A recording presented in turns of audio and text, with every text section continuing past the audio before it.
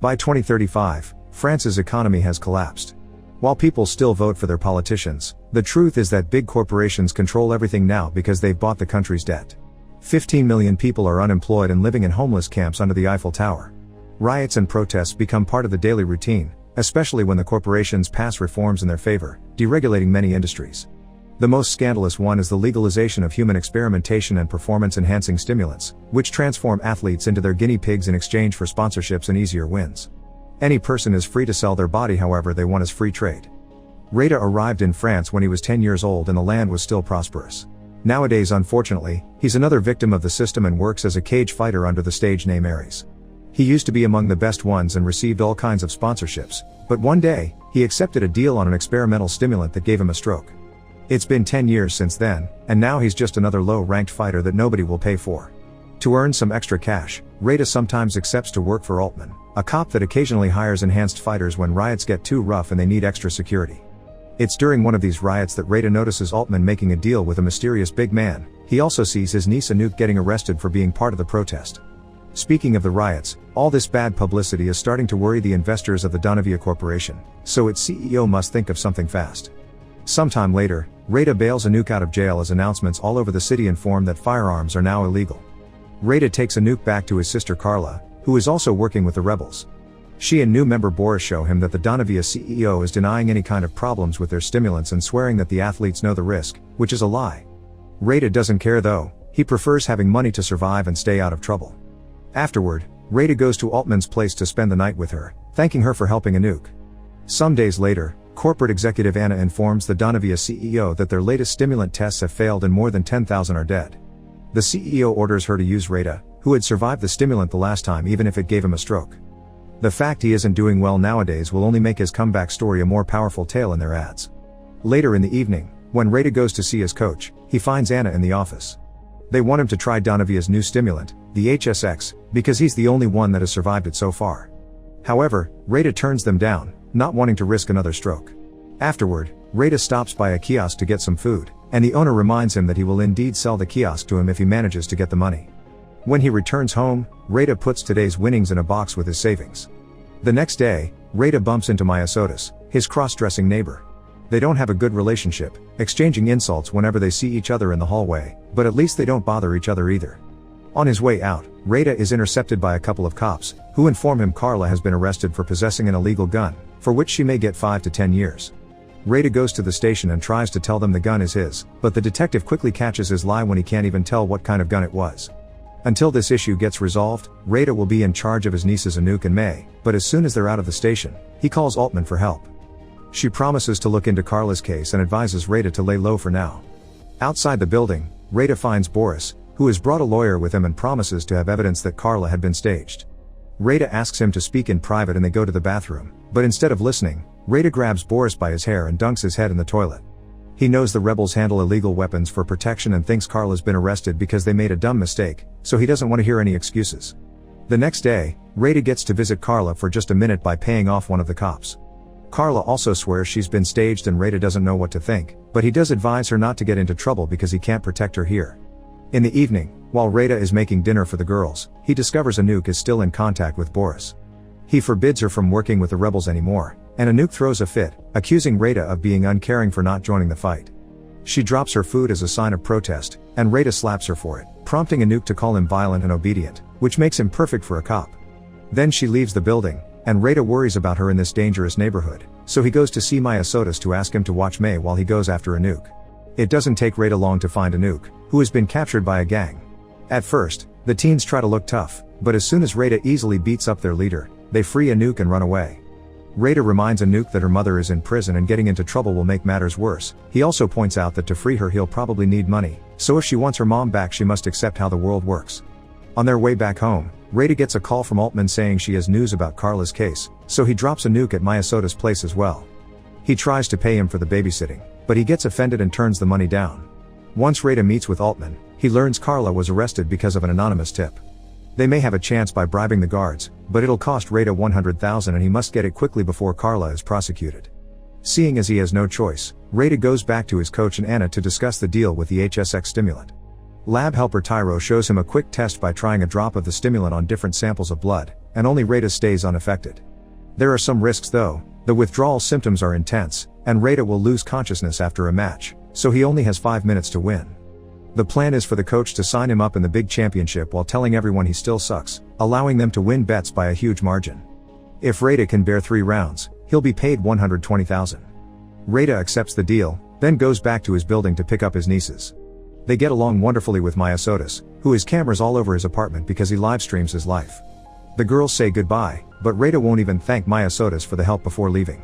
Sometime later, the coach is furious to discover Rada will be going against Panzer, a fighter that has had his nervous system tweaked and he no longer feels pain. No matter what Anna says, the coach thinks Rada can't win, so he'll bet against him instead on him like they had agreed. Rada decides to take a risk and use his kiosk savings for this, but since he can't bet on himself, he asks Maya Sotis to do it for him. The girls stay with Maya Sotis the night of the match too, and the Donavia CEO invites all the investors to watch the match at the company's office as a presentation of HSX. Rada enters the cage after Tyro injects him with a stimulant, his senses turned up to 11. Panzer comes after him with confidence, but Anna hadn't been exaggerating the effects of the HSX, it works so well that Rada can beat up Panzer easily, barely breaking a sweat. In fact, Panzer needs to take a second dose of his own stimulant, which never happens. It's useless though, Rada still effortlessly beats him up before his time's over. Rada wins the fight, but once the 5 minutes run out, he throws up blood all over Tyro and passes out.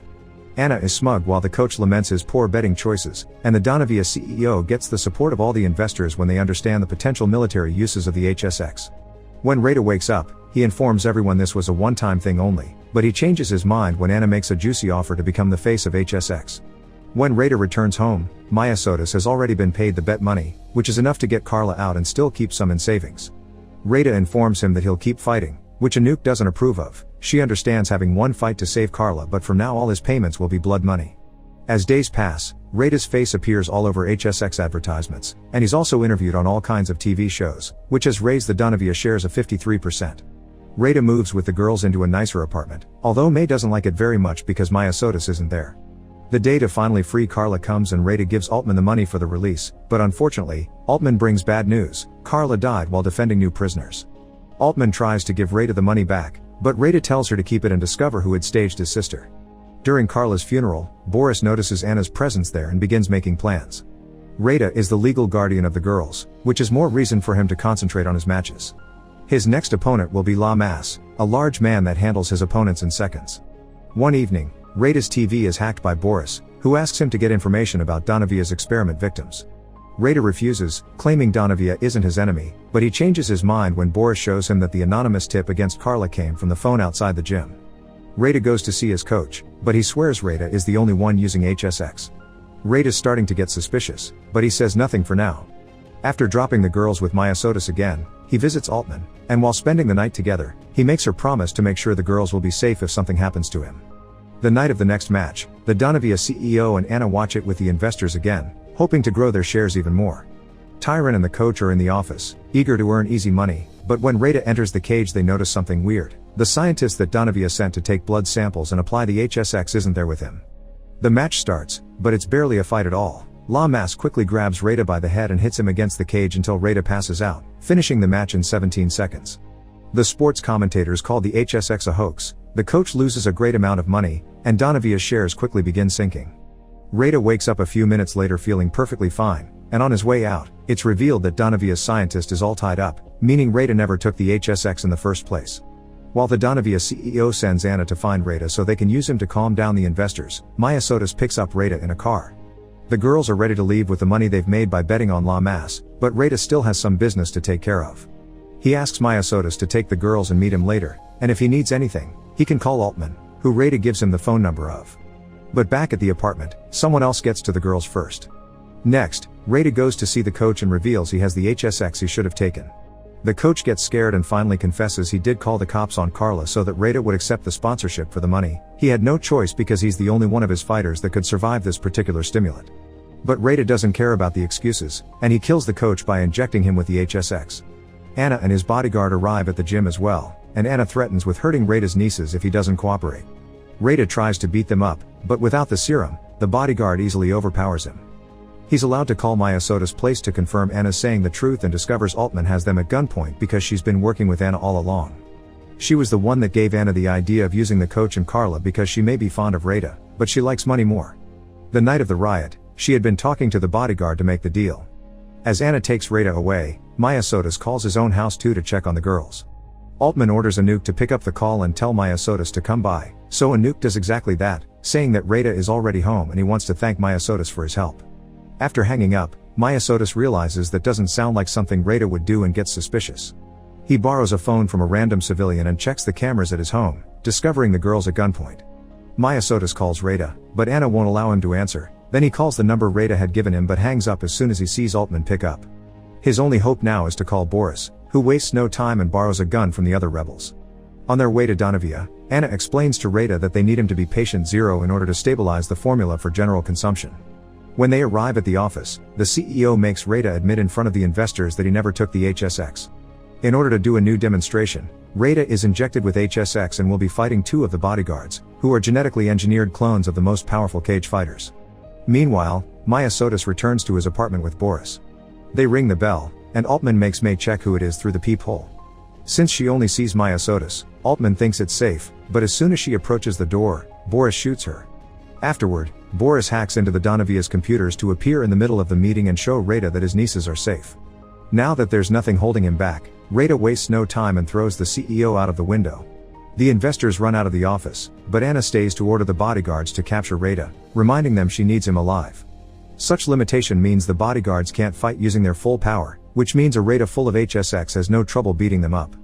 Afterward, he grabs the bodyguard's gun and calls Boris, who guides him on how to use the company's computer to release all the information about the disgusting experiments. People are starting to gather outside to look at the CEO's body, including Maya Sodas and Anouk, who came by to pick him up. However, Rada calls Anouk and tells her not to bother. As long as he's alive to be patient zero, they'll never leave his nieces alone. He hangs up after finally sending his regards to Maya Sodas. Then he waits for the 5 minutes to be over, and once his body is normally human again, Rada uses the gun to end it all. Meanwhile, Boris finishes doing his hacking, and now screens all over France show the ways Donavia has been using and killing people. This is the spark society needs to kick off a serious movement against the corporate leadership of France, and riots all over the place begin to take place while using Rada's face as the symbol of their rebellion. Make sure to subscribe and turn on notifications so you can watch more videos like this. Thanks for watching.